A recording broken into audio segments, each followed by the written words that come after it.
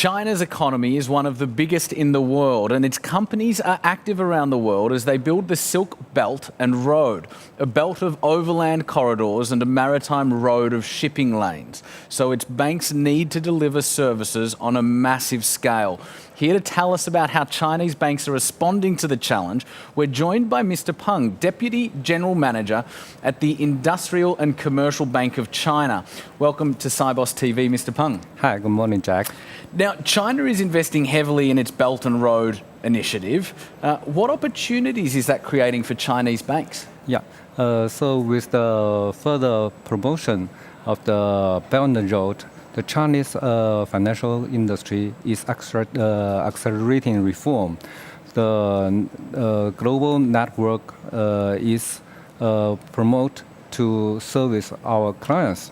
Takes for ICBC, for example, the banks has already achieved internationalized development trophy in the past over 25 years.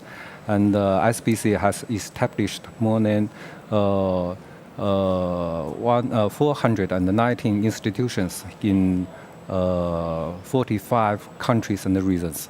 Among them, about 20 countries and regions along Belt and Road. And ICBC also directly cover 20 African countries as a shareholder of Standard Bank. So ICBC now is at the leading position of this market. And what services do Chinese corporates need from ICBC as they go global? Actually, ICBC is quite focused to provide the tailor-made products to our customers.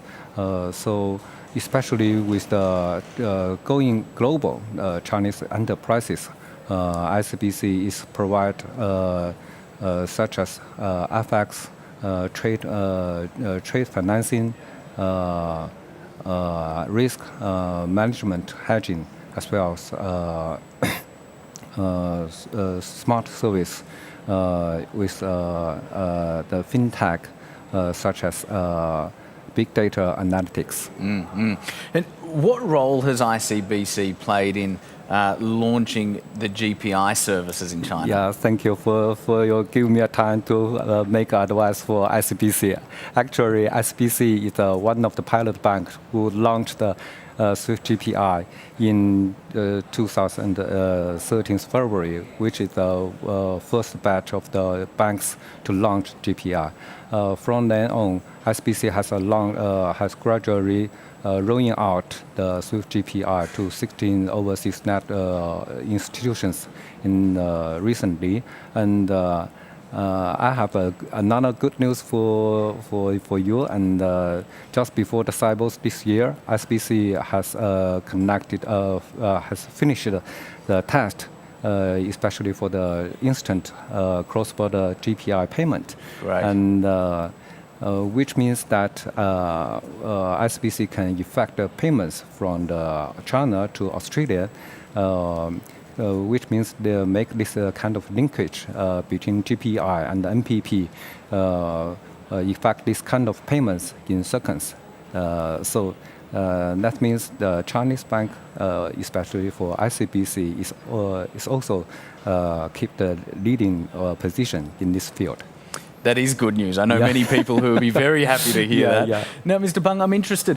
An event like Sibos, it attracts an international audience. How does it help you build relationships across the global banking community? Yeah,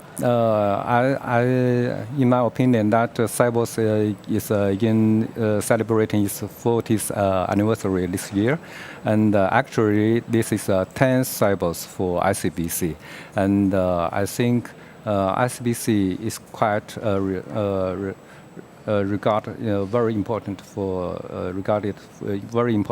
ICBC to take this chance to discuss and communicating with our clients. So we are quite eagerly to take this opportunity to take the latest dynamics experience with our correspondent banks, especially in the clearing payments, regulations, innovations, and so on, to deepen our relationship with our correspondent banks.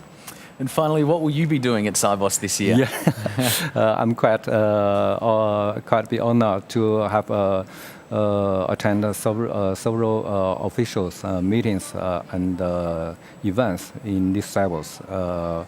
Actually, SBC will attend,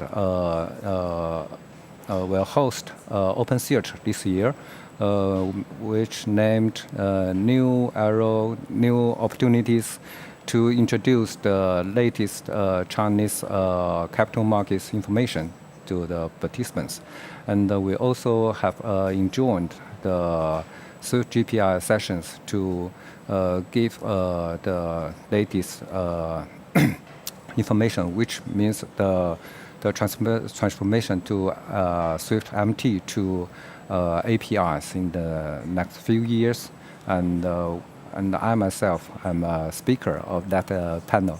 And also we have a joint stand forum. That means we'll give our perspective, especially for the China's PMIs and fintechs, and what will SBC will do in the next future.